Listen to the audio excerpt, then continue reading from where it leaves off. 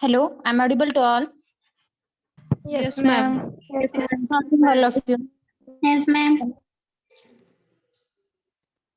Good morning, all of you. Is it screen is visible to all? Yes, Yes, ma'am. In previous lecture, we have studied we have described the syllabus regarding the pharmacognosy subject. दिवस lecture मध्ये already आपण काय बघितलं तर syllabus जो होता आपला फार्माकोग्नसीचा जो न्यूली आता या वर्षीपासून तुमचा जो आहे तो सिलेबस इम्प्लिमेंट झालेला आहे. त्याच्यानुसार आपण सिलेबस बघितला. लास्ट लेक्चर मध्ये किती चॅप्टर होते फार्माकोग्नसी मध्ये? किती चॅप्टर आहेत? 7 डिफरंट चॅप्टर. जो फर्स्ट चॅप्टर आहे तो आपण काय करणार आहोत त्याच्या लेक्चरला स्टार्ट करणार आहोत. Before that I will introduce myself Neetal Dandge. I have completed my B.Pharm in 2008 in same institute, Ceres College of Pharmacy, Pandharpur. Then next I have completed recently in last year in 2020 I have completed my M.Pharm from the pharmaceutics, and last 3 years I have joining here as a lecturer in our institute. Then nextly we will starting our chapter number 1. Chapter number 1, name of chapter is an definition, history and scope of pharmacognosy.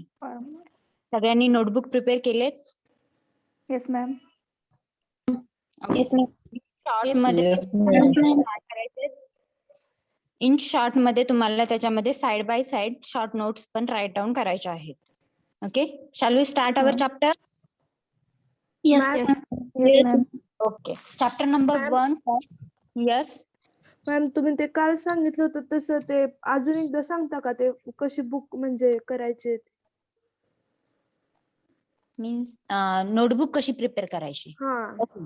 Firstly तुम्ही जे तुमच्या notebook prepare केल्यानंतर firstly तुमचं जे first page असेल त्याच्यावरती तुमचा name येणार, कम्प्लीट नेम, नंतर तुमचा क्लास येणार, नेम क्लास, त्याच्यानंतर नेक्स्टली तुमचा सब्जेक्ट येणार, सब्जेक्टच्या नंतर खाली तुमचा रोल नंबर असणार आहे, रोल नंबर नंतर नेक्स्ट सब्जेक्ट टीचर कोण आहे त्या सब्जेक्ट टीचरचं नेम आहे तिथे तुम्ही मेन्शन करायचं आहे, आणि त्याच्यानंतर टीचरचं नेम झाल्यानंतर त्याच्या खाली साईन घ्यायचे तुम्हाला त्या सब्जेक्ट टीचरच्या. त्याच्यानंतर आहेत तुमचं प्रॉक्टर टीचर आणि प्रॉक्टर टीचरचे नेम मेन्शन करायचे. त्या प्रॉक्टर बॅचेस तुम्हाला नेक्स्टली प्रोव्हाइड केले जातील. त्याच्यानंतर खाली लास्टला तुमचे क्लास कोऑर्डिनेटर. हे झालं फर्स्ट पेज. त्याच्यानंतर सेकंड पेज वरती तुम्हाला लिहायचं आहे introduction to the subject teacher, subject टीचरचं इंट्रोडक्शन, हा फॉर्मॅट. आफ्टर दॅट परत तुम्हाला काय करायचंय तर विजन, मिशन, पीओज हे काय आहेत ते विजन, मिशन वगैरे जे काय आहेत ते तुम्हाला राईट डाऊन करायचं आहे. Vision, mission, POs, course outcome, objective outcome हे सगळं तुम्हाला त्याच्यामध्ये राईट डाऊन करायचं आहे, आणि ते तुम्हाला तुमचा आफ्टर इंडक्शन प्रोग्राम कम्प्लीट झाल्यानंतर ते तुम्हाला प्रोव्हाइड केलं जाईल. आणि त्याच्यानंतर आफ्टर दॅट तुम्हाला काय करायचं आहे तर तुमचा about title of the subject, त्याच्यानंतर 1 by 1 about central idea of the subject, हे पण तुम्हाला सगळं प्रोव्हाइड केलं जाईल. About title of the subject, about central idea of the subject, then about importance of the subject in the syllabus, in the course, then subject outcomes, objective and outcomes. After that तुम्हाला काय होणार आहे तुमचा त्याच्यामध्ये नंतर next काय होणार आहे तुमचा हँड रिटन सिलेबस. जेवढा काही सिलेबस आहे तो तुम्हाला हँड रिटन तुमच्या हँड रायटिंग मध्ये, तुमच्या हँड रिटन मध्ये तो तुम्हाला राईट डाऊन करायचा आहे. त्याच्यानंतर हँड रिटन सिलेबस झाल्यानंतर तुमचा चॅप्टर स्टार्ट होणार आहे. चॅप्टर नंबर 1 असणार आहे. त्या चॅप्टर नंबर 1 मध्ये पण परत सबबिट आहेत आपले. त्याच्यात सबबिट म्हणजे त्याच्यात पण स्टार्टिंगला आपल्या ट्रिपल पी पॅटर्न फॉलो करून आपल्याला ते चॅप्टरच्या नोट्स राईट डाऊन करायचे आहेत. मग त्याच्यामध्ये फर्स्टली तुमच्या चॅप्टरचं टायटल टाकलं, टायटल नंतर C1.1 सिलेबस असतो तुमचा, त्या चॅप्टरचा सिलेबस काय आहे तो सिलेबस राईट डाऊन करायचा आहे. त्याच्यानंतर C1.2 म्हणून पॉइंट असतो, त्याच्यामध्ये तुम्हाला असाइनमेंट क्वेश्चन्स दिले जातील. ते असाइनमेंट क्वेश्चन तुम्हाला तुमच्या असाइनमेंट नोटबुक मध्ये राईट डाऊन करायचे आहेत after completion of the chapter. त्याच्यानंतर नेक्स्ट पॉइंट असणार आहे तुमचा C1.3 about title of the chapter, then next C1.4 about central idea of the chapter, त्याच्यानंतरचा next C1.5 importance of the chapter in the syllabus, आणि त्याच्यानंतर C1.6 chapter objective and outcome, and last C1.7 mean beat by beat notes, म्हणजे तिथून तुमचा जो chapter start केलेला आहे त्याच्यावर बीट बाय बीट नोट्स तुम्हाला तिथून राईट डाऊन करायचा आहे. हा झाला आपला FFP फॉर्मॅट झाला. FFP format means Pandharpur pattern for professional education. त्याला FFP फॉर्मॅट आपल्या कॉलेजने तो इम्प्लिमेंट केलेला आहे. अकॉर्डिंग टू त्या FFP जो आपला पॅटर्न आहे FFP, त्या FFPच्या पॅटर्न नुसार तुम्हाला सगळ्या नोटबुक ज्या आहेत त्या मेंटेन करायच्या आहेत, जसं आता सांगितलेलं आहे त्या फॉर्मॅटमध्ये. ओके, समजले? Yes, ma'am. Yes, Okay. ma'am. And next, shall we start our first chapter? Yes, ma'am. Okay. Let's बघा first chapter number 1, definition, history and scope of pharmacognosy. याच्यामध्ये फर्स्ट आपल्याला काय स्टडी करायचं तर what is mean by pharmacognosy. Pharmacognosy हा word कसा derive झाला, कोणी त्याची हिस्ट्री काय आहे, तो वर्ड कोणी शोधून काढला, त्याच्यानंतर त्याच्या रिलेटेड हिस्ट्री किंवा वेगवेगळ्या सायंटिस्टने जे फार्माकोग्नोसी जो आहे किंवा वेगवेगळ्या सायंटिस्टचं कॉन्ट्रीब्युशन काय आहे त्या फार्माकोग्नोसी, त्याच्यामध्ये हे तुम्हाला याच्यामध्ये डिटेल स्टडी करायचं. त्याचबरोबर त्याचा स्कोप काय आहे, स्कोप ऑफ फार्माकोग्नोसी, हे काय करायचं या चॅप्टर मध्ये स्टडी करायचंय. आणि त्याच्यानंतर लास्ट याच्यामध्ये अगोदरच्या सिलेबस नुसार याच्यामध्ये काय होतं तर इंडिजिनियस सिस्टम्स ऑफ मेडिसिन्स पण होतं. Means traditional systems of medicine हा बीट पण याच्यामध्ये ऍड केला होता. पण आता रिसेंटचा जो तुमचा सिलेबस आहे त्याच्यानुसार त्याचा सेपरेट चॅप्टर घेतलेला आहे. तो सेकंड लास्ट तुमचा चॅप्टर आहे, चॅप्टर नंबर 6 जो चॅप्टर आहे त्याच्यामध्ये आहे इंडिजिनियस सिस्टम्स ऑफ मेडिसिन और ट्रॅडिशनल सिस्टम्स ऑफ मेडिसिन. त्या चॅप्टर मध्ये आहेत, त्या चॅप्टर मध्ये पण आपण बघणार आहोत ऍज वेल एज हा चॅप्टर नंबर 1 मध्ये पण आपण त्या नोट्स किंवा त्या सिस्टीम आहेत मेडिसिनच्या त्या आपण स्टडी करणार आहोत. तर याच्यामध्ये फर्स्ट पॉइंट आहे डेफिनेशन ऑफ एन फार्माकोग्नोसी. फार्माकोग्नोसीची डेफिनेशन काय आहे. फर्स्टली हा वर्ड कुणी डिस्ट्रीब्यूट केला किंवा कुणी डिस्कवर केला तर जे सायंटिस्ट आहे German scientist C.A. सिडलर who coined the term pharmacognosy in the title of his work Analecta Pharmacognostica. जे सायंटिस्ट आहे C.A. सिडलर नावाचे जे सायंटिस्ट आहेत, जर्मन सायंटिस्ट आहे, त्यांनी फर्स्टली हा वर्ड जो आहे तो काय केलेला आहे डिस्कवर केलेला आहे, फार्माकोग्नोसी वर्ड. जर्मन सायंटिस्ट कोणते C.A. सिडलर नावाचे जे सायंटिस्ट आहेत त्यांनी फर्स्टली हा वर्ड डिस्कवर केलेला आहे किंवा हा डिस्कवर केलेला या वर्डची. मग त्यांनी हा वर्ड कसा डिस्कवर केला तर त्यांनी काय केलं होतं तर अनालेक्टा फार्माकोग्नोस्टिका नावाचं एक बुक राईट डाऊन केलं होतं. आणि त्या बुकमध्ये त्यांनी काय केलं होतं तर जे ऑल मेडिसिनल प्लांट्स जे आहेत त्या मेडिसिनल प्लांट त्यांची इन्फॉर्मेशन त्यांनी त्याच्यामध्ये मेन्शन केली होती. मग त्या अनालेक्टा फार्माकोग्नोस्टिका बुक जे आहे त्या अनालेक्टा फार्माकोग्नोस्टिका त्या बुकचं नाव होतं, त्यांच्या टायटल होतं त्या बुकचं. त्या टायटल वरून त्यांनी काय केलेलं आहे तर फार्माकोग्नोसी हा वर्ड डिराईव्ह केलेला आहे. आता हा फार्माकोग्नोसी वर्ड जो आहे जर जर्मन सायंटिस्ट C.A. सिडलर यांनी डिस्कवर केला, त्यांनी परत तो वर्ड काय केलाय तर 2 वर्ड पासून तो डिराईव्ह केलेला आहे. In that first word means pharmakon. फार्मॅकॉनचा हा काय ग्रीक वर्ड आहे फार्मॅकोन, त्याचा मिनिंग काय आहे a drug. And then second word आहे गिग्नोस्को और नोसिस पण म्हणतो आपण त्याला, गिग्नोस्को और नोसिस त्याचा मिनिंग आहे टू अक्वायर द नॉलेज. काय तर टू अक्वायर द नॉलेज. मग हा फार्मॅकोन अँड गिग्नोस्को या दोन्ही पासून वर्ड डिराईव्ह केलं कोणता आहे तर फार्माकोग्नोसी. म्हणजे काय तर फार्माकोग्नोसी याचं जर आपण सेपरेट मिनिंग घेतलं 2 वर्ड मध्ये त्याला डिराईव्ह केलं फार्माकोग्नोसी या वर्डला. फार्मॅकॉन मीन्स काय अ ड्रग अँड गिग्नोस्को मीन्स काय टू अक्वायर द नॉलेज. मग फार्माकोग्नोसीचा मिनिंग काय येतोय to acquire the knowledge of a drug is known as an pharmacognosy.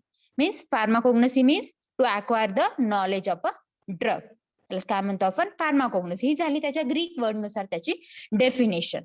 Definition काय येते त्याची किंवा मिनिंग काय येतो फार्माकोग्नोसीचा वर्डचा. Pharmakon means drug and gignosko gnosis means knowledge. knowledge and to acquire the knowledge of a drug is known as a pharmacognosy. Pharmacognosy. Okay, वर्डचा meaning समजलाय सगळ्यांना. Yes, ma'am. Yes, ma'am. कुणी डिस्कवर केला हा word pharmacognosy. C.A. Sidler. A German scientist C.A. Sidler Sidler. coined the term pharmacognosy in his title of the work Analecta Pharmacognostica. काय तर त्यांचं ते बुक त्यांनी एक बुक राईट केलं होतं. त्या बुकमध्ये त्यांनी त्या बुकचं ते टायटल होतं अनालेक्टा फार्माकोग्नोस्टिका. आणि त्याच्यामध्ये काय केलं होतं तर त्यांनी डिफरंट ज्या मेडिसिनल प्लांट्स आहेत त्याचा यूज काय तो कोणत्या स्पेसिफिकपासून डिराईव्ह केलं किंवा त्याच्या रिलेटेड ऑल इन्फॉर्मेशन जे आहे ती त्यांनी कशामध्ये काही मेन्शन केली होती. तर त्या अनालेक्टा फार्माकोग्नोस्टिका जो बुक आहे त्या बुकमध्ये त्यांनी ते मेन्शन केलं होतं. आणि अकॉर्डिंग टू द बुक किंवा त्या बुकच्या टायटलनुसार त्यांनी काय केलेलं आहे तर जो फार्माकोग्नोसी हा वर्ड डिराईव्ह केलेला आहे. And pharmacognosy, pharmacognosy is derived from two Greek words. In that first, pharmakon means drug and gignosko means knowledge. To acquire the knowledge of a drug is known as pharmacognosy. This is a simple meaning of a pharmacognosy. Subjectचा meaning समजला सगळ्यांना आपला? Yes, ma'am. ma'am. Yes, ma'am. Okay. then next year त्याला आपण फक्त आपला word जो आहे तो दोन ह्याच्यामध्ये डिवाइड करून त्याचा मिनिंग बघितला. त्याच्यानंतर ऍक्च्युअल त्याची प्रॉपर अशी डेफिनेशन काय आहे, जे आपला फार्माकोग्नोसी ड्रग आहे त्याची अशी प्रॉपर अशी डेफिनेशन काय आहे ते पण आपल्याला बघायचे. त्याच्यानंतर त्या फार्माकोग्नोसीच्या रिलेटेड बरेचसे अजून काय काय वर्ड्स येतात. फॉर एक्झाम्पल इथं दिलेलं आहे क्रूड ड्रग. तर क्रूड ड्रग म्हणजे काय त्याचे डेफिनेशन पण आपल्याला बघायचे. तर नेक्स्ट बघा definition. Pharmacognosy means to acquire the knowledge of a drug. Pharmacognosy is the study of medicinal uses of a various naturally occurring drug. Its history, then source, distribution, method of cultivation, active constituent, medicinal uses, identification tests, preservation methods, substitutes and adulterant. हे काहीतरी त्याची definition किंवा meaning येतोय. Pharmacognosy is the study of medicinal uses of a various naturally occurring drugs. Means काय याचे meaning बघा. आता इथे प्रॉपर डेफिनेशन बघतो आपण. काय तर फार्माकोग्नोसी मीन्स काय तर study of medicinal uses of various plants. म्हणजे काय जे वेगवेगळे मेडिसिनल प्लांट्स आहेत. फॉर एक्झाम्पल असेल तुलसी असेल, त्याच्यानंतर ॲलो असेल, नीम असेल किंवा अदर बरेचसे आहेत, धतुरा वगैरे. तुम्हाला नोन माहित असणारे ड्रग फक्त आपण घेतो. त्याच्यामध्ये ॲलो, तुलसी, जिंजर, धतुरा, ते बरेचसे ड्रग, राऊल्फी असतील, हे बरेचसे ड्रग. तर ते त्याच्यामध्ये काय तर फार्माकोग्नोसीचे त्याच्यामध्ये आपण काय करतो study of medicinal uses of plant. ते जे प्लांट्स आहेत वेगवेगळे मेडिसिनल प्लांट त्यांचे मेडिसिनल युजेस काय काय आहेत, त्या ड्रगचा काय म्हणून यूज केला जातो. प्लस कुठले नॅचरली ऑकरिंग मेडिसिनल प्लांट्स म्हटले म्हणजे नॅचरली जे आपल्याला नेचरमधून जे मेडिसिनल प्लांट अवेलेबल होतात त्या नॅचरली ऑकरिंग मेडिसिनल प्लांट जे आहेत त्याचे युजेस काय आहेत, कुठले युजेस मेडिसिनल युजेस ओनली. तुमचा आन्सर देऊन झाल्यानंतर म्यूट करायचंय. सायली चंदन शिवे, म्यूट युअरसेल्फ. ऋतुजा ढवळे, तुमचा आन्सर देऊन झाल्यानंतर म्यूट करायचंय.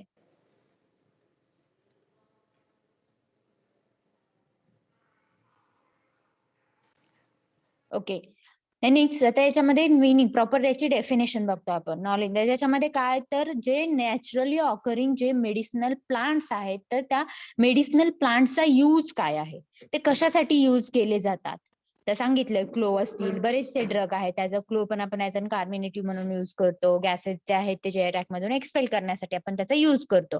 क्लो असेल किंवा ॲलोवेराचा कॉस्मेटिक्स मध्ये पण आपण यूज करतो. बरेचसे ड्रग आहेत, तुलसी वगैरे ड्रग आहेत. हे बरेचसे ड्रग हे नॅचरली ऑकरिंग मेडिसिनल प्लांट आहेत. आणि हे मेडिसिनल प्लांट जे आहेत नॅचरली ऑकरिंग तर त्यांचा यूज काय, मेडिसिनल कोणत्या पर्पज साठी ते यूज केले जातात त्याचा स्टडी करणे. प्लस नॅचरल ऑकरिंग ड्रग त्याची हिस्ट्री काय आहे, म्हणजे त्याचं एखादं सिनोनिम आहे का, त्याची फर्स्टली डिस्कवरी कुठे झाली, तो प्लांट कुठे ऑकर झाला, त्याच्या रिलेटेड त्याची हिस्ट्री असेल तर त्याचे फर्स्टली त्याची स्पीसीज कोणती आहे, त्याच्यानंतर फर्स्टली सिनोनिम काय म्हणजे त्याचं अदर टोपण नाव आहे का काय. जसं फॉर एक्झाम्पल तुलसी आहे, तुलसीचं अदर टोपण नाव किंवा सिनोनिम काय आहे तर होली बेसिल. हे काय तर तुलसी जो आपला ड्रग आहे नॅचरल ड्रग आहे तुलसी, त्याचं सिनोनिम आहे होली बेसिल. हे काय त्याचं सिनोनिम आहे. मग याच्या टाईपचं एखादं अदर नेम आहे का त्याला. प्लस त्याच्यानंतर त्याची स्पीसीज कोणती आहे, बायोलॉजिकल सोर्स आपण स्टडी करतो. बायोलॉजिकल सोर्स म्हणजे काय तर तो ड्रग कशापासून डिराईव्ह केला जातो, कोणत्या ह्याच्यापासून तो सेपरेट केला जातो. म्हणजे ड्रग म्हणजे कुठला तुलसी असेल तर तुलसी मधला एखादा ऍक्टिव्ह केमिकल कॉन्स्टिट्युएंट कुठला आहे तर तो केमिकल कॉन्स्टिट्युएंट आणि त्याचा यूज आपल्याला बघायचा आहे. मग त्याच्यामध्ये काय तर तो तुलसी फर्स्टली त्याची स्पीसीज कोणती आहे. नेक्स्ट स्पीसीज झाल्यानंतर वाघ, म्यूट युअर सेल्फ.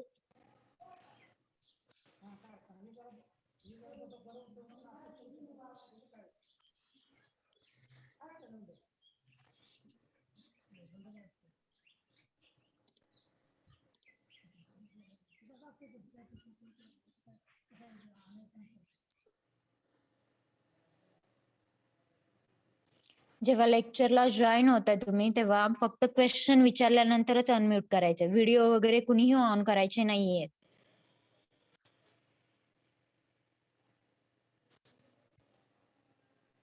ओके. मग त्या ड्रगचा यूज काय, त्याचं सिनोनिम काय, सिनोनिम नंतर त्याची स्पीसीज कोणती आहे, कुठला पार्ट.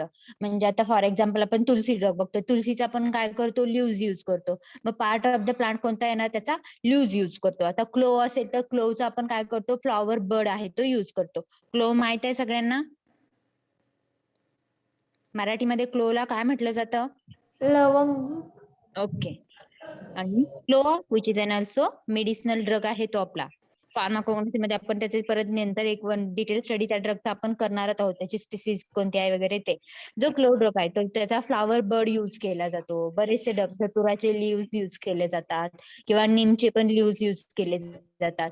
बरेचसे ड्रगचा पार्ट ऑफ द प्लांट कोणता यूज केला जातो, कुठला part as a medicinal purpose साठी यूज केला जातो, त्याचा स्टडी. त्याच्यानंतर त्याचा सोर्स म्हणजे काय, तर त्याचा बायोलॉजिकल सोर्स म्हणजे त्याच्यामध्ये स्पीसीज येणार, त्याची स्पीसीज नंतर त्याची फॅमिली येणार. फॅमिली झाल्यानंतर त्याच्या किती पर्सेंट मध्ये ऍक्टिव्ह केमिकल कॉन्स्टिट्युएंट त्याच्यामध्ये प्रेझेंट आहे ते पण येणार त्याच्या अंडर, सोर्सच्या अंडर. त्याच्यानंतर डिस्ट्रीब्युशन. डिस्ट्रीब्युशन मीन्स आपली जी कंट्री आहे किंवा ओव्हरऑल जे वर्ल्ड मध्ये कोणकोणत्या एरियामध्ये तो कल्टिवेट केला जातो, ओव्हरऑल वर्ल्ड मध्ये. मग तो कुठल्या कुठल्या कंट्रीमध्ये कल्टिवेट केला जातो, कुठल्या पार्ट मध्ये तो एरिया, जो आपल्या वर्ल्डच्या कुठल्या पार्ट मध्ये तो कल्टिवेट केला जातो. तर आपल्या इंडियामध्ये असेल तर इंडियातल्या कोणकोणत्या स्टेटमध्ये तो कल्टिवेट केला जातो, त्याचं डिस्ट्रीब्युशन मध्ये बघणार आहोत.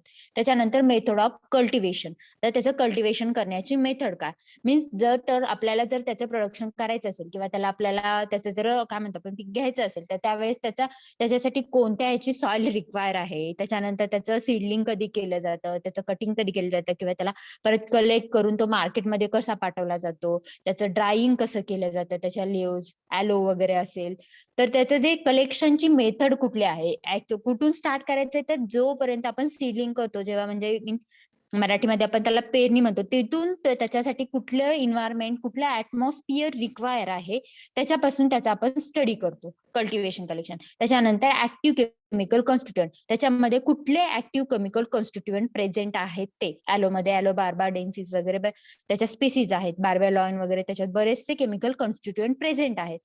तर ते ऍक्टिव्ह केमिकल कॉन्स्टिट्युएंट कुठले, प्लस त्या ऍक्टिव्ह केमिकल कॉन्स्टिट्युएंटचं स्ट्रक्चर काय आहे. म्हणजे तुम्ही 12th वगैरे स्टडी केलं असेल, वेगवेगळे डिफरंट अरोमॅटिक रिंग वगैरे, बेन्झिन रिंग वगैरे माहित आहेत. त्याचे जे स्ट्रक्चर काय आहे ऍक्टिव्ह केमिकल कॉन्स्टिट्युएंट, तर त्याचे स्ट्रक्चर काय आहेत, प्लस ते ऍक्टिव्ह केमिकल कॉन्स्टिट्युएंट त्या पार्ट ऑफ द प्लांट असेल त्याच्यापासून कसं सेपरेट करायचं, त्याच्या सेपरेशनच्या किंवा एक्स्ट्रॅक्शनच्या कुठल्या मेथड आहेत त्याचा पण स्टडी आपण करतो. त्याच्यानंतर हे सगळं झाल्यानंतर त्याचा मेडिसिनल यूज काय आहे, तो आपण त्याचा यूज कशासाठी करतो, कुठल्या पर्पजसाठी त्याचा यूज करतो. त्याच्यानंतर त्याच्या आयडेंटिफिकेशन टेस्ट, म्हणजे आपण जो ड्रग सेपरेट केलेला आहे त्याच्यामध्ये आपण असं जर मेन्शन केलं की हा एक स्पेसिफिक जो काय असेल तो XYZ active chemical constituent present आहे त्याच्यामध्ये. जर तो ऍक्टिव्ह केमिकल कॉन्स्टिट्युएंट प्रेझेंट आहे का, तोच आहे का नाही हे आयडेंटिफाय कसं करायचं. आपण म्हणतो हा आपण नॅचरली ऑकरिंग तो ड्रग घेतलाय, म्हणजे जर ॲलो असेल आपला ॲलो, तर जो ॲलो ड्रग आहे त्या ॲलो मधला आपण juice mainly as a medicinal purpose साठी युज करतो. त्याचा पार्ट ऑफ द प्लांट मध्ये लिव्स कलेक्ट करतात आणि लिव्स मधला जो ज्यूस आहे त्याचा तो आपण रिमूव्ह करतो. आणि त्या ज्यूस मध्ये जर सांगितलं बार्बॅलॉन किंवा अदर केमिकल कॉन्स्टिट्युएंट प्रेझेंट आहेत, पण त्यात आहेत का नाहीत हे कसं कन्फर्म करायचं, तर वेगवेगळ्या आयडेंटिफिकेशन टेस्ट करतो आपण. आणि त्या आयडेंटिफिकेशन टेस्टच्या ऑब्झर्वेशन नुसार आपण काय करतो, तर त्याच्यामध्ये हे ऍक्टिव्ह केमिकल कॉन्स्टिट्युएंट आहे ते आपण मेन्शन करतो. मग त्या आयडेंटिफिकेशन टेस्ट पण किंवा आयडेंटिफिकेशन टेस्ट जे आहेत त्याचा पण स्टडी करायचा आहे, प्लस त्याच्या प्रिझर्वेशनच्या मेथड. म्हणजे जर एखादा पार्ट ऑफ द प्लांट आपण त्याच्यातनं, म्हणजे जसं सांगितलं ॲलो आता, त्याचा आपण ज्यूस सेपरेट केला तर तो त्याचं प्रिझर्वेशन कसं करायचं, कुठली त्याची स्टॅबिलिटी कंडिशन काय आहे, कुठल्या स्पेसिफिक त्याच्यामध्ये कुठल्या टेम्परेचर किती आहे, तिथलं रूम टेम्परेचर किती आहे, त्याच्यानंतर तिथं मॉइश्चर आहे का नाही, त्याच्या प्रिझर्वेशनसाठी मॉइश्चर असेल तर त्याच्यावरती त्याचा काही इफेक्ट होतो का नाही, याचा पण त्या प्रिझर्वेशन मेथड्स मध्ये आपण स्टडी करतो. त्याच्यानंतर त्याचे substitute and adulterant. Substitute and adulterants means काय, तर भेसळ म्हणतो. आणि सबस्टिट्यूट म्हणजे काय, एखादा ड्रग जो आहे त्याला अडल्ट्रेट करण्यासाठी जो पार्ट युज केला जातो विच इज नोन ॲज ना सबस्टिट्यूट्स म्हणतं. फॉर एक्झाम्पल आपण एखादं एक्झाम्पल बघितलं तर कोलोफोनी हा आपला ड्रग आहे, कोलोफोनी नावाचा एक ड्रग आहे आणि तो अंबर कलरचे जे आपले ग्लास असतात, अंबर कलरचे जे बरेच बघितले असतील जर वेगवेगळे आता मेडिसिनल आपण जे सिरप्स वगैरे यूज करतो त्याच्यामध्ये अंबर कलरचे काय असतात तर ते ग्लास असतात. अंबर कलरच्या ग्लासच्या बॉटल असतात. मग कोलोफनी जो आपला ड्रग आहे तो कोलोफनी नावाचा ड्रग आहे तो आपण थोडं स्टडी करणार आहोत. त्या ड्रगचा कलर सेम ॲज लाईक जसे अंबर कलरची ग्लासची बॉटल असते म्हणजे अंबर कलरचा मीन्स जरा ऑरेंज मधला जो ग्लास असतो आणि त्या तो ग्लास काय केला जातो तर त्या कोलोफनी आहे त्या कोलोफनी मध्ये तो काय केला जातो ऍड केला जातो. मग हे काय झालं तर हॅझार्डस अडल्ट्रेशन झालं म्हणजे काय तर त्याचा ह्युमन बॉडी जर कुणी जर घेतला असेल तर त्याचा ह्युमन बॉडीवरती त्याचा सिरियस इफेक्ट होणार आहे. मग ह्या टाईपचे अडल्टर्स मग त्याच्यामध्ये ग्लास काय ना सबस्टिट्यूट आणि त्याच्यामध्ये ऍड केलं मिक्स केलं म्हणजे त्याचं काय केलं अडल्ट्रेशन केलं. अडल्ट्रेशन म्हणजे काय एखादा लो क्वालिटीचा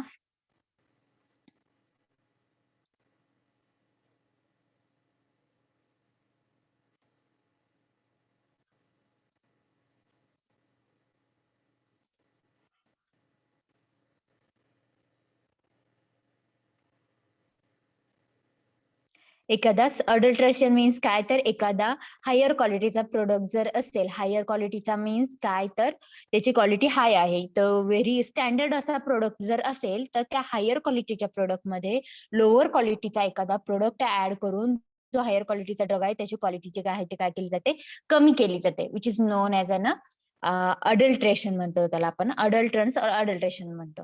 आता इन दॅट केस त्याच्यामध्ये काय होतं तर आपण त्या ड्रगचं अडल्ट्रेशन करतो म्हणजे जर एखादा ड्रग त्याचे कशासाठी केलं जातं तर बेनिफिट हाय मिळण्यासाठी किंवा हाय त्याच्यामध्ये बेनिफिट मिळण्यासाठी काय केलं जातं तर एखाद्या ड्रगचं अडल्ट्रेशन केलं जातं. जसं क्लो असेल तर क्लो मध्ये काय केलं जातं त्याचे लिव्स असतील किंवा त्याचे स्टाल्क्स जे असतील ते त्याच्यामध्ये ऍड केले जातात. मग याचा पण स्टडी आपल्याला काय करायचा आहे जो ह्या फार्माकोग्नसीचा आहे त्याच्यामध्ये करायचा आहे.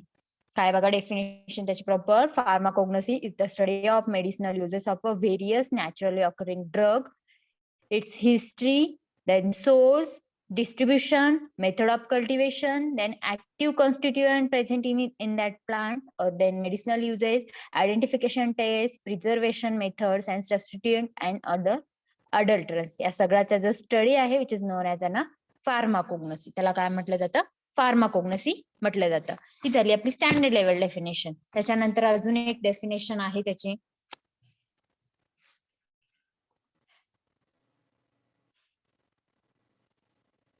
काय बघा अदर एक definition nextly pharmacognosy is defined as the scientific and systematic study of a structural, physical, chemical and biological characters of the crude drug along with their history, method of cultivation, collection and preparation for the market. म्हणजे याच्यामध्ये पण काय ही जी आपण definition बघितलेली आहे ही definition जी काय आहे त्या डेफिनेशन नुसारच याच्यामध्ये पण याच्या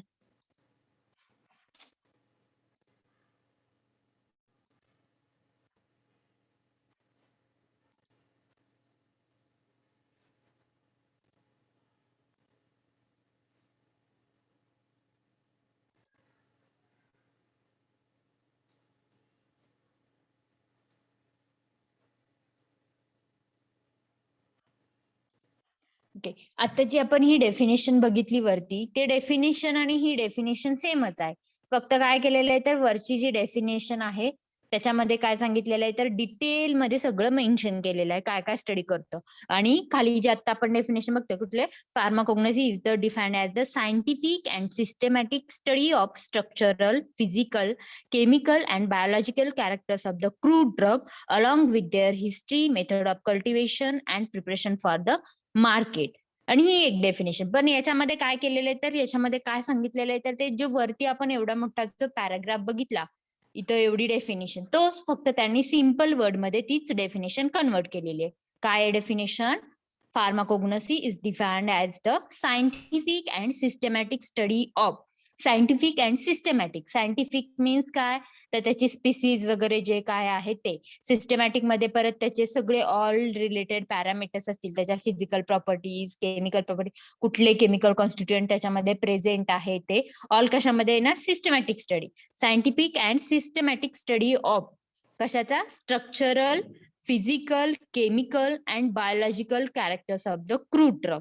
याच्यामध्ये काय कळतं तर scientific and systematic study of structural physical chemical and biological characters of the crude drug म्हटले. आता ही crude drugs means raw material म्हणतो आपण त्याला, इन शॉर्ट कच्चा माल, मराठीमध्ये आपण त्याला कच्चा माल म्हणतो. इन रॉ मटेरियल म्हणतो आपण. Crude drug means raw material. Means आता क्रूड ड्रगची पण परत अशी प्रॉपर अशी डेफिनेशन सांगितली आहे. रॉ मटेरियल म्हणतो आपण. क्रूड ड्रग्स मीन्स काय? रॉ मटेरियल मीन्स नेचर मधून जे काही आपल्याला ड्रग अवेलेबल होतो विदाउट एनी प्रोसेसिंग, त्याच्यावरती कुठलीही प्रोसेस केली जात नाही. त्या प्रोसेसिंग नुसार काय केलं जातं, तो ड्रग अवेलेबल होतो त्याला काय म्हटलं जातं?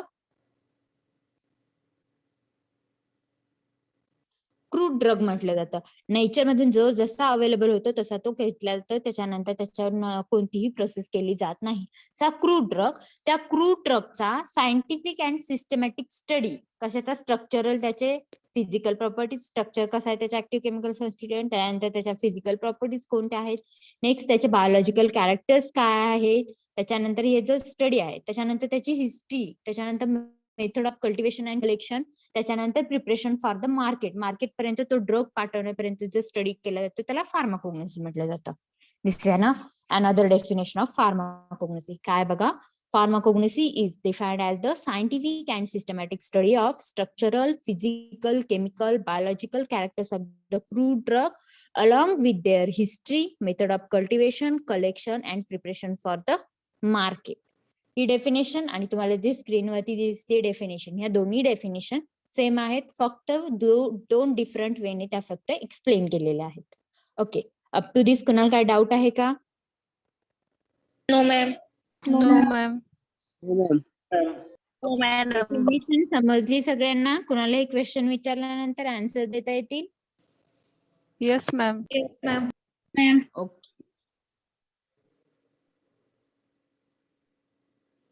Okay, what is mean by crude drug? Raw material. Raw material. Raw Raw material. material means nature मधून जे आपल्याला available होते ते without any. Any Okay, correct. Raw material means nature मधून जे काही आपल्याला अवेलेबल होते विदाउट एनी प्रोसेस, त्याच्यावर कोणतीही प्रोसेस करायची नाही, एक्सेप्ट ड्राईंग असेल, कलेक्शन किंवा ड्राईंग असेल, फक्त ड्राईंग वगैरे केलं तर चालेल, फक्त विदाउट एनी प्रोसेसिंग, त्याच्यावर कोणतीही प्रोसेस करायची नाही असे ड्रग मीन्स काय, तर आपण त्याला म्हणतो क्रूड ड्रग और रॉ मटेरियल पण त्याला म्हटलं जातं. ओके, अप टू दिस कुणाला काय डाऊट आहे? असतील तर विचारू शकता, नसेल तर आपण नेक्स्ट बीट आपला स्टार्ट करूया. Okay, shall we move to our next point? Yes, ma'am. Yes, ma'am. Okay. Animations कोण करतंय स्क्रीन वरती?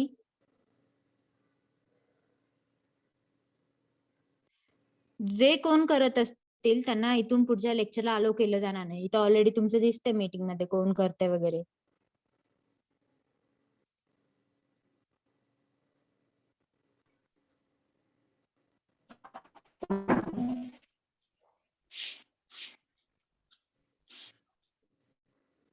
Okay.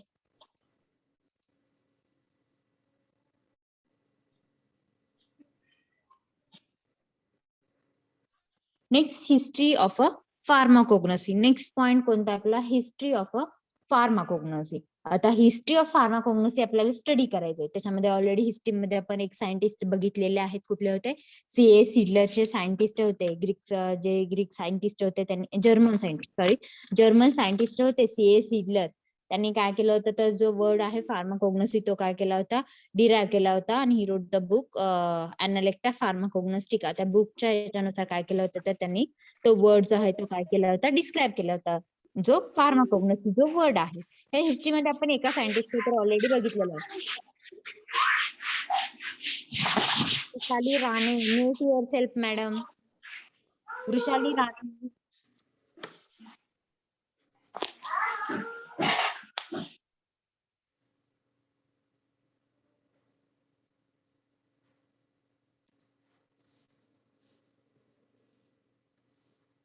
Okay, history of pharmacognosy. त्याच्यामध्ये बघा आपण ऑलरेडी एक सायंटिस्ट बघितलेले आहे, C.A. सिडलर हे सायंटिस्ट. त्यांनी काय केलं होतं तर द टर्म फार्माकोग्नसी हा वर्ड त्यांनी डेराइव्ह केला होता. मग त्याच्यानंतर the history of herbal medicine is old as an human civilization. The ancient civilization having knowledge of the herbal medicine are Egypt, China and India. Means जेव्हापासून आपले जे ह्युमन सिव्हिलायझेशन म्हणजे काय म्हणतो आपण, जेव्हापासून वर्ल्ड मध्ये as a human as a जेव्हापासून स्टार्टेड म्हणजे जेव्हापासून मानवाची उत्पत्ती झाली आपण म्हणतो ऍज लाईक त्याच्यापासून प्रिव्हियस हिस्ट्री आहे आपल्या हर्बल मेडिसिनची. जेव्हा ह्युमन सिव्हिलायझेशन स्टार्ट झालं ऍज लाईक त्याच्या बरोबर ती या आपली हर्बल मेडिसिनची हिस्ट्री आहे. मग त्याच्यामध्ये काय मोस्टली जे सिव्हिलायझेशन होतं त्यांनी हर्बल मेडिसिनची जे स्टडी किंवा त्याच्या रिलेटेड नॉलेज होते तर कुठले होते तर मेनली इजिप्त असेल, चायना किंवा इंडिया या ज्या कंट्री आहेत त्याच्यामधले जे ह्युमन सिव्हिलायझेशन होतं त्याच्यामध्ये बरंच त्यांना नॉलेज होतं रिगार्डिंग द वेगवेगळे जे आपले मेडिसिनल प्लांट आहेत किंवा मेडिसिनल ड्रग रिलेटेड त्यांना काय होतं रिगार्डिंग त्याच्यानंतर नॉलेज होतं. म्हणजे काय जेव्हापासून ह्युमन सिव्हिलायझेशन स्टार्ट झाले तेव्हापासूनची हिस्ट्री आहे हर्बल मेडिसिनची. मग त्याच्यामध्ये पण बऱ्याचशा ज्या कंट्री आहेत त्याच्यामध्ये त्याची हिस्ट्री मोस्टली फोकस केलेली आहे. त्याच्यामध्ये इजिप्त असेल, चायना किंवा इंडिया याच्यामधली हिस्ट्री आपण या हिस्ट्री ऑफ फार्माकोग्नसी मध्ये फोकस केले. तेवढ्या रिलेटेड ज्या हिस्ट्री आहेत तेवढ्या आपण स्टडी करणार आहोत. मग त्याच्यामध्ये फर्स्टली आहे तर in 600 BC papyrus Ebers from the Egypt. Means काय one of the most surviving remnants is papyrus Ebers from remnants means आपण त्याला काय म्हणतो ग्रंथ वगैरे म्हणतो. रिमनंट्स म्हणजे काय ग्रंथ. मग हा इटीचं जो पपायरस इबस आहे it is an one of the most surviving remnants आणि हा कुठून आहे तर इजिप्त मधून राईट डाऊन केलेला आहे. मीन्स काय तर रिमेनंट्स आहे हा एक मीन्स रिमेनंट्स मीन्स आपण त्याला ग्रंथ म्हणतो. तर याच्यामध्ये काय तर हा पपायरस इबस जो रिमेनंट आहे तो काय केलेला आहे तर पपायरस लिव्ज आहेत. पपायरस एक प्लांटच्या लिव्ज आहेत आणि त्या प्लांटची नियरली 60 फीट लॉंग त्याची काय तर 1 फूट वाढ आहे. 60 फीट लॉंग असा तो लिव्ज आहे आणि 1 फीट त्याची वाढ आहे.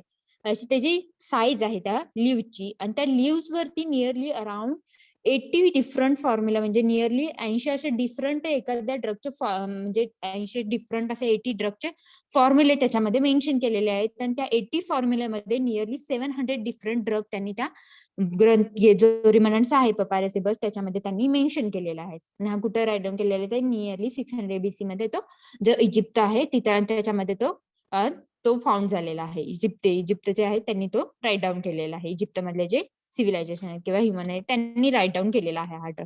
आता हा पपायरस इबस सांगितलेला आहे. हा पपायरस इबस मीन्स काय तर पपायरस लिव्ज जे आहेत. पपायरस हा एक प्लांट आहे आणि त्याच्या त्या लिव्ज वरती त्यांनी ते फॉर्म्युले राईट डाऊन केलेला आहे. आणि त्या लिव्हची लेंथ किती आहे किंवा साईज किती आहे तर त्याची नियरली 60 फीट लॉंग त्याची लॉंग आहे आणि तो 1 फूट जो वाईड आहे त्याची ही काय त्याची जो साईज आहे. आणि त्याच्यामध्ये त्या लिव्ज वरती त्यांनी काय केले तर नियरली 80 फॉर्म्युले त्यांनी त्याच्यामध्ये असं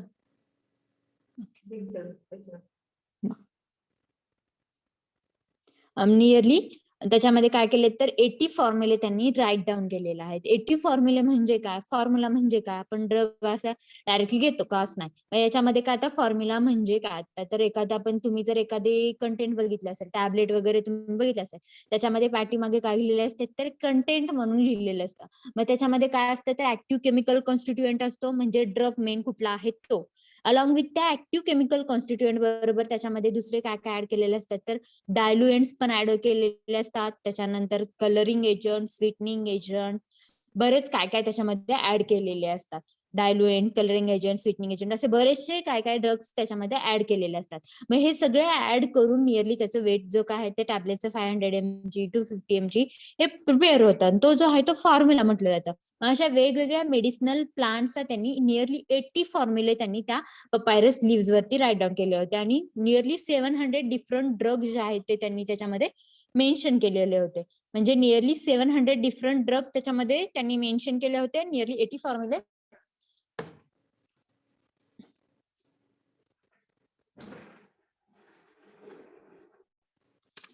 नियरली 80 फॉर्म्युले त्यांनी काय केले होते त्याच्यामध्ये राईट डाऊन केले होते. त्यांनी 80 फॉर्म्युल्यामध्ये नियरली 700 डिफरंट ड्रग्स त्यांनी मेन्शन केले होते तेवढे ड्रग. ही झाली first history means nearly 600 BC मध्ये पपायरस इबस जो फेमस रिमनंट्स होता आणि तो कशावरती राईट डाऊन केला होता तर पपायरसच्या लिव्ज वरती राईट डाऊन केला होता. आणि त्या लिव्हची साईज किती होती, nearly 60 feet long and 1 foot wide होती. अँड देन नियरली त्याच्यामध्ये 80 फॉर्म्युले मेन्शन केले होते. 80 फॉर्म्युले त्यांनी राईट डाऊन केले होते. इन दॅट 80 फॉर्म्युले they have mention 700 different drug. हा झाला first point under the history. हा समजलाय? Yes, ma'am. Yes, ma'am. Yes, ma'am. हो मॅम. आहे नियरली 5000 BC इन चायना. तर नियरली 5000 BC मध्ये चायनामध्ये काय झालं होतं? In China many medicinal plants had been used in 500 BC. The oldest known herbal is Pen Tsao written by the emperor Shennong around 300 BC. Pen Tsao जो तिथं स्क्रीनवरती तुम्हाला दिसतोय तो पेंट सॉ काय, तो पण तिथला रिमेनंट्स आहेत. मीन्स काय, त्यांनी रिमेनंट मीन्स आपण ग्रंथ वगैरे म्हणतो त्या रिमेनंट्स आहे. त्याच्यामध्ये कोणी राईट डाऊन केलं तर एम्पेरर शेनंग हे सायंटिस्ट आहेत. एम्पेरर शेनंग या सायंटिस्टने काय केलेलं आहे तर तो पेंट सॉ जो रिमनंट आहे तो राईट डाऊन केलेला आहे. आणि त्याच्यामध्ये नियरली त्यांनी 365 ड्रग्स जे आहेत, मीन्स जेवढे इयर आहे आपल्या इयर मध्ये जेवढे डेज आहेत तेवढ्या according to that days 365 drug they are mention in that remnants. त्या रिमनंट्स मध्ये नियरली 365 ड्रग्स त्यांनी काय केलेले आहे तर मेन्शन केलेलं आहे. ही झाली सेकंड हिस्ट्री. आणि हे कधी झालं? नियरली 5000 BC मध्ये 5000 BC मध्ये चायनामध्ये ते अकर झालेलं आहे. आणि त्या चायनामध्ये म्हणजे नियरली 5000 BC पासून हिस्ट्री आहे चायनामधली. बट 300 BC मध्ये त्यांनी काय केलेलं तर पेंट सहा जो शेनंग जे आहेत एम्परर शेनंग ह्या सायंटिस्टने ते राईट डाऊन केलेले. त्याच्यानंतर नेक्स्ट आहे आपली इंडिया मधली हिस्ट्री. अप टू दिस कोणाला काय डाऊट आहे का? आतापर्यंत आपण बघितली इजिप्त मधली हिस्ट्री बघितली, त्याच्यानंतर चायना नंतर आता आपल्याला इंडियातली बघायची. ओके, समजले? चायनामध्ये कोणता रिमनंट्स होता? रिमनंटचं नाव काय आहे त्या? पेंटसो. पेंटसॉ. ओके, सो कोणी राईट डाऊन केला तो रिमनंट्स? Emperor Shen. ओके, एम्पेरर शेनंग या सायंटिस्टने राईट डाऊन केला. आणि किती ड्रग त्याच्यामध्ये मेन्शन केले होते? 365. 365 365 ड्रग मेन्शन केले होते. Means it contains 365 drug, one for each day of the year. म्हणजे इयर मध्ये जेवढे डे आहेत त्याच्यानुसार त्यांनी वन ड्रग मेन्शन केला होता. झाली अप टू 3 याच्यामधली हिस्ट्री, मीन्स इजिप्त आणि चायना मधली झाली. आता नेक्स्ट आपल्याला बघायचे इंडिया मधली हिस्ट्री. आता Indian also worked meticulously for the examine, classify the herbs which is come across the group called as gunas. Means काय, इंडियामध्ये पण बरीच खूप हिस्ट्री आहे रिलेटेड ड्रगची. त्याच्यामध्ये काय केलं होतं तर जेव्हा ह्युमन सिव्हिलायझेशन स्टार्ट झालं त्याच्यामध्ये त्यांनी सायंटिस्टने मेन्शन नाही केलं. त्याच्यामध्ये काय तर बरेचसे ड्रग युज केले जात होते. अकॉर्डिंग टू त्याचा युज काय, त्या ड्रगचा युज, ते बरेचसे मेडिसिनल प्लांट युज केले जात होते. मग तो ड्रग एखादा असेल तर तो कशासाठी युज केला जातो, मग त्याला काय त्यांनी काय मेन्शन केलं होतं तर त्या ड्रगचा गुनाज म्हटलं होतं. म्हणजे काय, त्या ड्रगचे गुनाज म्हटलं होतं. म्हणजे तो कशासाठी युज केला जातो त्याच्यानुसार त्यांनी त्याचं काय म्हटलं होतं, गुनाज त्याला नाव दिलं होतं. म्हणजे काय, फॉर एक्झाम्पल आपण जसं क्लो म्हणलो, क्लो कार्मिनेटिव्ह म्हणून आपण युज करतो. मग त्या क्लोचा ऍज अ कार्मिनेटिव्ह म्हणजे गॅसेस जे आहेत ते एक्सपेल करण्यासाठी जे अटॅक मधून आपण त्याचा युज करतो. मग त्या क्लोचा तो गुनाज मीन्स त्याचा युज म्हणजे त्याचा गुण काय झाला, गुण म्हणतो आपण मराठी त्याला. तो गुनाज म्हणजे काय तर त्या ड्रगचा युज काय. मग त्यांनी काय केलेलं आहे तर त्या ड्रगचं अकॉर्डिंग टू देअर गुनाज काय केलेलं आहे, क्लासिफिकेशन केलेलं आहे. त्यांचे गुण काय म्हणतो आपण त्याला, त्याच्यामध्ये युज कशासाठी केला जातो त्याचा अकॉर्डिंग टू दॅट, त्याच्यानुसार त्यांनी काय केलेलं आहे according to their gunas they have group some drug. त्यांनी काय केलं तर सम ड्रगचे ग्रुप्स प्रिपेअर केलेले आहेत. आणि त्याच्यानंतर मग आता त्याच्यानंतरचे जे सायंटिस्ट आहेत त्याच्यामध्ये चरक जे सायंटिस्ट आहेत आपले, चरक हे जे ह्यांनी मोस्टली आपल्या जे इंडियन हिस्ट्री आहे आपल्या फार्माकोग्नोसी त्याच्यामध्ये मोस्टली वर्क चरक आणि सुश्रुता संहिता आणि चरक संहिता यांनी हे असे दोन काय म्हणतात रिमनंट्स ग्रंथ राईट डाऊन केलेले आहेत. चरक आणि सुश्रुता जे सायंटिस्ट आहेत आणि यांचं खूप मोठं योगदान आहे आपल्या इंडियन फार्माकोग्नोसीच्या हिस्ट्रीमध्ये इंडियामधले. त्याच्यामध्ये मोस्टली चरक आणि सुश्रुता हे दोन सायंटिस्ट आहेत. त्याच्यामध्ये त्यांनी काय केलं तर चरक संहिता आणि सुश्रुता संहिता असे दोन रिमनंट्स राईट डाऊन केलेले आहेत. आणि त्या रिमनंट्स मध्ये त्यांनी काय केलेलं आहे तर ओव्हरऑल जे ड्रग्स युज केले जात होते तेपर्यंत ते सगळे ड्रग त्यांनी त्या चरक संहितामध्ये आणि सुश्रुता संहितामध्ये त्यांनी ते ऍड केलेलं आहे. मग चरक ते जे सायंटिस्ट आहेत, चरक हु made the group of 10 herbs and each which of according to their ordinary physicians need the similar. म्हणजे काय, तेव्हा काय केलं जातं, तर जे काय म्हणतो आपण अगोदर वैद्य म्हणत होते, इन मराठी त्याला वैद्य, फिजिशियन म्हणतो आपण, आणि मराठीमध्ये अगोदरच्या ह्याच्यामध्ये हिस्ट्रीमध्ये काय होतं, तर वैद्य होतं. तर ते प्रत्येक जे फिजिशियन होते त्यावेळेचे, जे वैद्य म्हणत होतो आपण मराठी, मग त्याच्यामध्ये ते कोणते ड्रग युज केले जात होते, मग त्यांनी ते ड्रग त्या ऑब्झर्व करून त्यांनी काय केलेलं आहे, तर त्याचे असे 10 डिफरंट ग्रुप्स केले होते हर्ब्सचे, जे ऍज अ मेडिसिनल पर्पज साठी त्या काळी युज केले जात होते. आणि असे 10 डिफरंट ग्रुप किंवा जे हर्बल मेडिसिनल प्लांट आहेत, त्या हर्बल मेडिसिनल प्लांटचे त्यांनी 10 डिफरंट ग्रुप्स केले होते. आणि ते 10 डिफरंट ग्रुप कोणी केले होते, ते चरक संहिता. मग त्याच्यामध्ये त्यांनी काय केलं होतं, तर त्या प्रत्येक ड्रगचा यूज काय, कशासाठी तो यूज केला जातो, किती क्वांटिटीमध्ये वगैरे, ते सगळे त्यांनी त्याच्यामध्ये मेन्शन केलं होतं.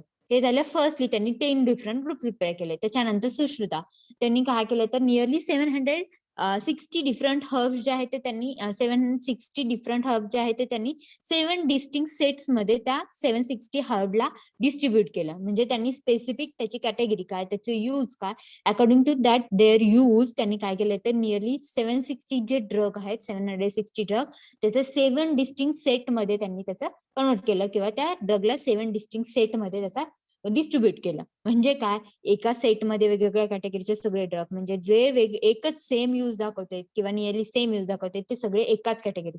मग ह्यांनी डिफरंट कॅटेगरीचे असे 7 डिस्टिंक्ट सेट केले, आणि त्या 7 डिस्टिंक्ट सेट मध्ये नियरली त्यांनी 760 डिफरंट ड्रग्स त्यांनी त्याच्यामध्ये ऍड केले होते. हे कोणी केलं होतं, सुश्रुता सायंटिस्टने. त्याच्यानंतर जे चरक जे आहेत, चरक सायंटिस्ट जे आहेत, जे चरक अँड सुश्रुता या दोघांनी पण नेक्स्टली काय राईट डाऊन केलं, तर चरक road the Charaka Samhita and Sushruta wrote the Sushruta संहिता.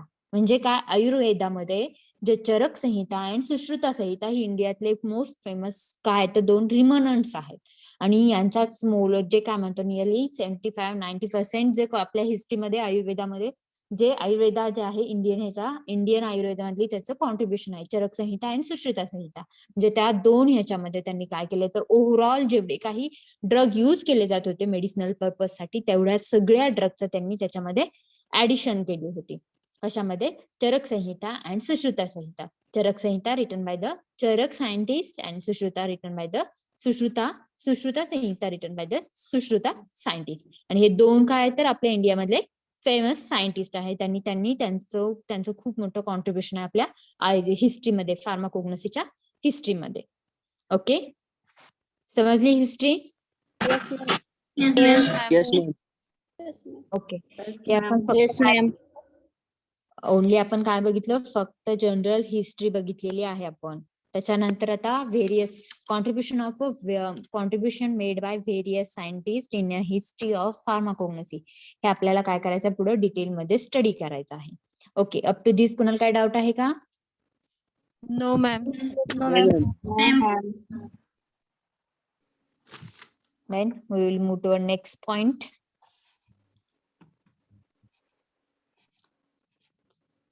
Then a contribution made by various scientists in a history of pharmacognosy. Pharmacognosy जी आपली हिस्ट्री आहे, is it screen is visible to all? Yes, ma'am. Yes, ma'am. Okay. No, ma'am. Madam बाकीच्यांना दिसते, तुम्हालाच का दिसत नाहीये?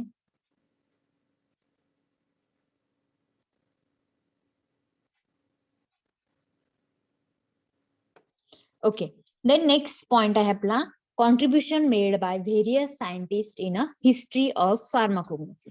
मग याच्यामध्ये काय, तर वेगवेगळ्या सायंटिस्टने कोणकोणत्या आपल्या फार्माकोग्नोसीच्या हिस्ट्रीमध्ये त्यांनी काय कॉन्ट्रीब्युशन केलेलं आहे, म्हणजे कशाची डिस्कव्हरी केलेली आहे, याचा आपल्याला याच्यामध्ये स्टडी करायचं आहे. त्याच्यामध्ये नियरली किती सायंटिस्ट आहेत, तर नियरली 6 सायंटिस्ट आहेत. त्याच्यामध्ये ऑलरेडी 1 आपण एकाचा स्टडी केलेला आहे. कोणते होते ते सायंटिस्ट, कोणते होते? चरक आणि सीए सिंड्रोम. चरक ते पण आहेत, पण जो आपण स्टार्टिंगला बघितलं होतं ते सीए सिडलर. सायंटिस्ट होते German scientist. Okay, German scientist होते सीए सिडलर. आता ते सायंटिस्ट ऑलरेडी आपण बघितलेत. त्या सायंटिस्ट बरोबर आपल्याला काय करायचं, तर नियरली 6 डिफरंट जे सायंटिस्ट आहेत त्यांचा स्टडी करायचा आहे. तर कोण कोणते सायंटिस्ट आहेत मी त्यांचे सांगते, तर तुम्ही राईट डाऊन करून घ्यायचे. फर्स्टली बीटचं नाव टाकायचं आहे, contribution made by various scientist in history of pharmacognosy. Title टाकायचं आहे, contribution made by various scientist in history of pharmacognosy. त्याच्यानंतर 1 बाय 1 आपल्याला त्याच्यामध्ये वेगवेगळ्या सायंटिस्टचा 6 डिफरंट सायंटिस्ट आपल्याला स्टडी करायचा. That first is Hippocrates. First scientist आहेत Hippocrates and their working period is nearly 360 to 460 BC. Before Christ. ACBC तुम्हाला माहित असेल, बिफोर ख्रिस्त. त्याच्यानंतर देन सेकंड सायंटिस्ट आहेत गॅलन, एलियस गॅलन और क्लाउडियस गॅलन. देन नेक्स्ट आहेत Dioscorides. Next scientist आहेत आपले Dioscorides. After Dioscorides Aristotle. After Aristotle Charaka. Already आपण बघितलंय who wrote the Charaka Samhita. And next Seydler, already non.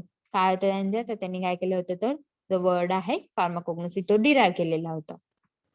This is an history contribution made by various scientist in history of pharmacognosy.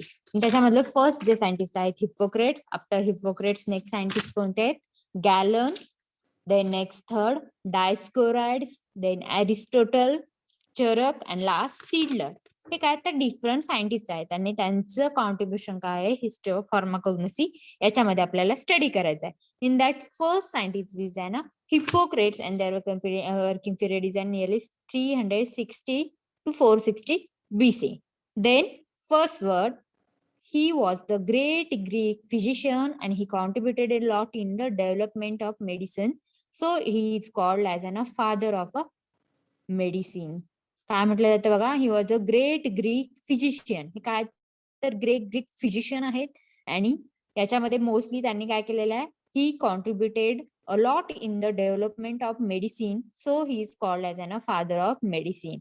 म्हणजे काय, त्यांनी जे नवीन newly medicines develop करणार आहे त्याच्यामध्ये त्यांचं लॉट्स ऑफ कॉन्ट्रीब्युशन आहे. That's why he is known as a father of a medicine. न लक्षात ठेवायचं आहे, ना काय म्हटलं जातं, father of a medicine. Most time याच्यावरती क्वेश्चन आलेला आहे, बऱ्याच वेळा याच्यावरती क्वेश्चन विचारलेला आहे. मग त्याच्यामध्ये काय बघा, जे सायंटिस्ट आहेत Hippocrates, he was a great Greek physician and he contributed a lot in the development of a medicine. So he is called as a father of a medicine. म्हणजे त्यांनी त्याच्यामध्ये काय केलं तर वेगवेगळे जे मेडिसिनल प्लांट्स आहेत त्यांच्या डेव्हलपमेंटसाठी काय केलं तर त्यांनी त्यांचं बरंचसं कॉन्ट्रीब्युशन केलेलं आहे. That's why he is known as a father of a medicine. त्यामुळे त्यांना काय म्हटलं जातं, फादर ऑफ मेडिसिन म्हटलं जातं. अंडरलाईन करून ठेवायचा तो जो वर्ड आहे तो. त्याच्यानंतर Hippocrates is credited with being the first person to believe the disease were caused naturally, not because of superstitious and gods. Means काय तर जे अगोदरच्या काळामध्ये कसं होतं तर बरेचशी काय म्हणतो आपण मॅजिक रेमेडीज किंवा सुपरस्टिशियस जे पॉवर्स आहेत त्याच्यावरती लोक बिलीव्ह करत होते. सुपरस्टिशियस पॉवर्स मीन्स जादूटोना. अंधश्रद्धा. अंधश्रद्धा. और जादूटोना म्हणतो मराठीमध्ये. म्हणजे काय, प्रिव्हियस हिस्ट्री मध्ये काय होतं तर बरेचसे नियरली ऑल जे पीपल आहेत ते काय करत होते तर सुपरस्टिशियस पॉवर्स जे आहेत किंवा गॉड्स वरती ते काय करत होते, बिलीव्ह करत होते. मग ते काय म्हणायचे, जर एखादा डिसीज जर कॉज झाला, एखाद्या पर्सनला एखादा डिसीज झाला तर ते काय म्हणायचे तर कशामुळे तो डिसीज ऑकर झालाय तर सुपरस्टिशियस पॉवर्स किंवा गॉडमुळे तो डिसीज ऑकर झाला असे ते काय म्हणायचे, पूर्वी अगोदरच्या काळामध्ये पीपल्स म्हणायचे. म्हणजे जर कोणताही डिसीज झाला कशानेही झाला असेल तर ते काय म्हणायचे, सुपरस्टिशियस पॉवर्समुळे झालाय किंवा गॉडमुळे झालेला आहे. मग ते त्याच्या रिलेटेडच ट्रीटमेंट करायचं. म्हणजे सुपरस्टिशियस पॉवर्स रिलेटेड जसं काय म्हणतो अंधश्रद्धा म्हणतो आपण त्याच्याच रिलेटेड ते फक्त हे करायचे. ते मेडिसिनली त्या पर्सनला ट्रीट करण्याचा, मेडिसिनल प्लांट किंवा एखादा मेडिसिनल देऊन त्याचा ट्रीट करण्याचा ते ट्रायच करत नव्हते. ते काय म्हणायचे डायरेक्टली की सुपरस्टिशियस पॉवर्स किंवा गॉड्समुळे काय झालेलं तर हा डिसीज एखाद्या पर्सनला झालेला आहे. फॉर एक्झाम्पल प्लेग वगैरे बरेचसे होते, साथीचे रोग होते अगोदरच्या काळात त्याच्यामध्ये. मग त्यावेळेस काय होतं तर हे असे फर्स्ट पर्सन होते तर त्यांनी काय सांगितलं होतं तर disease caused naturally not because the super. हे असे फर्स्ट पर्सन होते, त्यांनी कशावरती बिलीव्ह केला तर जे डिसीज ऑकर होतात ते कशामुळे होतात, नॅचरली होतात. म्हणजे नॅचरली ऑकर होतात ते एखाद्या हे कॉन्टॅक्ट मध्ये वगैरे आल्यानंतर मायक्रोब वगैरे त्याच्यामुळे ते ऑकर होतात, not by the superstitious power किंवा गॉड. त्यांनी काय सांगितलं तर सुपरस्टिशियस पॉवर्स किंवा गॉडमुळे ते ऑकर होत नाही, तर ते नॅचरली डिसीज जे आहेत ते ऑकर होतात. हे काय केलं तर त्यांनी फर्स्ट पर्सन आहेत की ज्यांनी ह्याच्यावरती बिलीव्ह केलेला. काय केलेलं आहे? He was the first person who believe that the disease caused by the naturally, not by the superstitious power and gods. बाहेर गेले तू? तसं असते. हो असते. आहेत का ओपन आहे कसं? ओके. देन नेक्स्ट बघा, he separated the discipline of medicine from religion, believing, arguing that disease was not a punishment inflicted by the gods but rather the product of environmental factors. मग त्याच्यामध्ये diet किंवा living habits आहेत. म्हणजे त्याच्यामध्ये नंतर त्यांनी काय केलं बघा, त्यांचं काय म्हणतो आपण त्यांना, त्याच्यामध्ये त्यांनी नेक्स्टली काय केलं तर फर्स्टली काय, एखादा डिसीज झाला तर काय म्हणायचे, सुपरस्टिशियस पॉवर्स किंवा गॉडमुळे झालाय. मग त्या पेशंटला काय करायचे, सेपरेट ठेवायचे. मग त्यावेळेस त्यांनी तिथं आर्ग्युमेंट करायला स्टार्ट केलं. त्यांचे जे रिलिजन्स आहेत किंवा जे रिलिजन आहेत त्यांच्याबरोबर त्यांनी आर्ग्युमेंट करायला स्टार्ट केलं. म्हणजे डिसीज झालाय म्हणजे तेव्हा काय करायचे की डिसीज झाला तर पनिशमेंट आहे अशी वाटायचे सगळ्यांना, किंवा एखाद्या त्यांना काय म्हणतो मराठीमध्ये त्यांना वाईट टाकलं म्हणायचं, तसं ते करायचे. म्हणजे सेपरेटली त्या पर्सनला सेपरेट करायचे. म्हणजे त्यांची जी कम्युनिटी आहे त्याच्यापासून टोटली त्या पर्सनला काय करायचे, सेपरेट करायचे, म्हणजे बाहेर काढून टाकायचे. मग त्यावेळेस त्यांनी त्यांचे जे रिलिजन्स किंवा त्यांचे जे तिथले जे सिव्हिलायझेशन होते त्यांच्या बरोबर त्यांनी आर्ग्युमेंट करायला स्टार्ट केलं. त्याच्यानंतर त्यांनी काय केलं तर त्याच्या रिलेटेड त्यांना बरेच काय हे करावं लागलं. त्याच्यानंतर त्यांनी काय तर ते काय म्हणायचे की अगोदरचे पर्सन की गॉडनी त्यांना पनिशमेंट दिलेली आहे, की हा डिसीज एखाद्या पर्सनला झाला तर गॉडने त्यांना पनिशमेंट दिलेलं आहे, त्यामुळेच त्या पर्सनला तो डिसीज झाला असं त्यांचं म्हणणं होतं. मग तेव्हा त्यांनी आर्ग्युमेंट करायला स्टार्ट केली. आर्ग्युमेंट केल्यानंतर नेक्स्टली त्यांनी जिथले जे रिलिजन्स होते त्यांनी काय सांगितलं की हा डिसीज गॉडमुळे होत नाही किंवा सुपरस्टिशियस पॉवरमुळे होत नाही, तर due to the environmental factors, environment मधले जे फॅक्टर्स आहेत त्याच्यामुळे होतो, किंवा डाएट मध्ये काहीतरी मॉडिफिकेशन झालं असेल, किंवा लिव्हिंग हॅबिटेट म्हणजे त्यांचं राहणीमान कसं आहे, प्लस इन्व्हायरमेंटचे फॅक्टर्स काय आहेत, प्लस त्यांचं डाएट कसं आहे, त्याच्यामुळे तो डिसीज अकर होतो. हे काय केलं त्यांनी, त्यांचे जे सिव्हिलायझेशन किंवा तिथले जे पीपल्स रिलिजन्स होते त्यांनी ते पटवून दिलं, किंवा त्याच्या रिलेटेड त्यांनी आर्ग्युमेंट करायला स्टार्ट केली. त्याच्यानंतर indeed there is not a single mention mystical illness in the entire the Hippocratic corpus. मग त्याच्यामध्ये पण परत त्यांनी सांगितलं की काय म्हणायचे की जे नॅचरल हिलिंग किंवा जे एखादा डिसीज जर झाला परत तो क्युअर झाला तर ते काय म्हणायचे की गॉडने त्यांच्यावरती पनिशमेंट दिली होती, गॉडने त्यांना पनिशमेंट दिली होती, ती कंप्लीट झाली त्याच्यामुळे ते रिकव्हर झाले. मग ते न होता त्यांनी काय सांगितलं तर त्यांनी याच्यावरती बिलीव्ह केला तर नॅचरल हिलिंग प्रोसेस, आणि ही नॅचरल हिलिंग प्रोसेस आहे. तो डिसीज क्युअर होतो म्हणजे काय, नॅचरली तो हील होतो, बरा होतो. कशामुळे होतं तर due to the good diet दिल्यानंतर, किंवा त्या पर्सनला फ्रेश एअर प्रोव्हाइड केल्यानंतर, किंवा क्लिनलीनेस जो आहे ते मेन्शन केल्यानंतर, किंवा रेस्ट घेतल्यानंतर तो जो डिसीज आहे तो हील होतो, किंवा नॅचरल हिलिंग प्रोसेस होते, हे त्यांनी मेन्शन केलं होतं. त्याच्यानंतर ही स्टडी द ह्युमन बॉडी, त्यांनी परत काय केलं होतं तर ह्युमन बॉडीवरती स्टडी केला होता. मग त्याच्यामध्ये त्यांनी त्या ह्युमन बॉडीवरती स्टडी करून अजून एक न्यू डिस्कवरी केली होती की body is treated by the whole not a parts, म्हणजे का होल बॉडी पण ट्रीट करता येते आपल्याला, not only a one part. त्याचा एक पार्ट असा ओपन करता, एका पार्टचा स्टडी करता येतो, ऍज वेल एज त्याच्याबरोबर त्या होल बॉडीचा पण आपल्याला काय करता येतो, स्टडी करता येतो. हे पण त्यांनी त्यांच्या हिस्ट्रीमध्ये मेन्शन केलं होतं. आणि त्याच्यानंतर he was the first physician to accurately describe the symptoms of a pneumonia आणि एपिलेप्सी. म्हणजे निमोनिया माहिती आहे सगळ्यांना, एपिलेप्सी हा न्यूरो सिस्टम रिलेटेड डिसीज आहे. म्हणजे निमोनिया आणि एपिलेप्सी याचे जे फर्स्ट सिम्पटम्स जे आहेत त्यांनी काय केले होते, अॅक्युरेटली त्यांनी ते निमोनिया आणि एपिलेप्सी याचे 2 सिम्पटम्स आहेत ते त्यांनी काय केले होते, या फिजिशियननी, हे जे आहेत हे फिजिशियन होते त्यांनीच ते डिस्क्राईब केले. त्याच्यानंतर nextly he founded the medical school in इस्लँडमध्ये त्यांनी काय केलं तर फर्स्ट मेडिसिनल स्कूल पण त्यांनी काय केलं, फाउंडेड केलं. म्हणजे त्यांनी फर्स्ट मेडिसिनल स्कूल पण त्यांनी त्या इस्लँडमध्ये प्रिपेअर केलं. हे झाले ते हिस्ट्री ऑफ अ हिपोक्रेट्स. काय म्हटलं जातं त्यांना, father of medicine. Father of medicine. Father of medicine. आता Father of त्यांचं medicine. ओके आता त्यांचं कॉन्ट्रीब्युशन सांगायचंय 1 by 1 सेंटेन्स जेवढे आठवतंय ते. हा स्टार्ट. कोण सांगताय, मी विचारते त्यांनी सांगा. वेट. अभिषेक मोरे.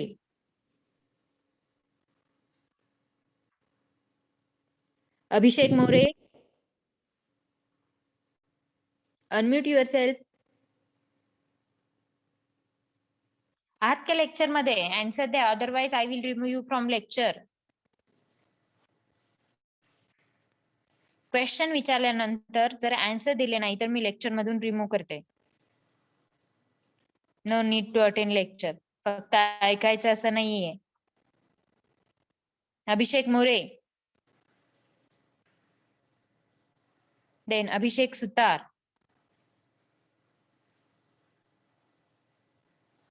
बाकीचा आवाज येतो सगळ्यांना?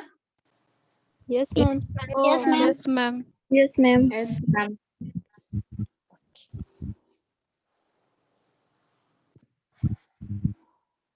अभिषेक मोरे, अभिषेक सुतार, आवाज येतोय तुम्हाला? Yes ma'am. हा, सांगा काय तुम्हाला समजलं हिपोक्रेट सायंटिस्ट बद्दल? काय समजलं? जे इकडं काय समजलं ते सांगा. Hippocrates scientist is the father of medicine. Then next.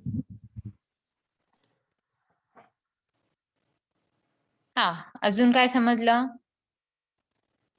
एक 15 मिनिटं झालं त्यांची हिस्ट्री चालू केली आपण. त्या 15 मिनिटांमध्ये फक्त तुम्हाला एकच सेंटेन्स समजलं. कुठलं?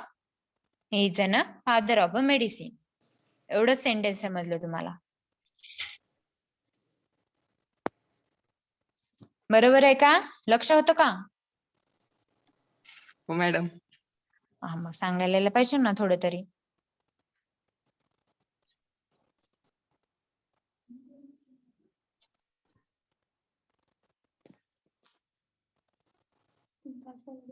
कोण सांगताय? नेक्स्ट सांगा, 1 बाय 1. एक जणांनी सांगायचं. ऍट अ टाइम सगळ्यांनी चालू नाही करायचं. मॅम सांगू? हा, yes. एक बाय एक जण सांगा madam. Sakshi Kalsule. He study human body and body is treated by whole, not a part. Okay, 1 point. Okay, then next कोण सांगताय?